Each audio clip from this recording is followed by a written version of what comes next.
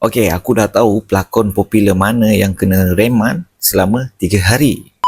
Pelakon lelaki terkenal ditahan, direman selama 3 hari, bantu siasatan, positif dadah.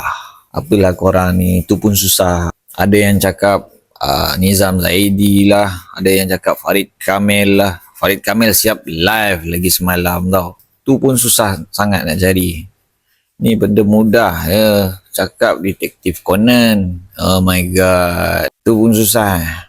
Kesian Farid Kamil tak tahu apa-apa kan. Dia yang terkena kan. Nama dia yang terpalit pula kan. Dia sedap-sedap buat live pasal apa skuter dia. Nizam Zaidi tu baru 30-an bukan 40-an bos. Sekejap lagi aku tunjuk siapa Tapi korang janganlah share post ni. Lepas korang tahu korang diam lah. Pelakon lelaki popular yang dikatakan direman 3 hari tu adalah ni, tengok betul-betul muka dia. Dia dengan shadow dia memang sebiji lah. Tony Stark.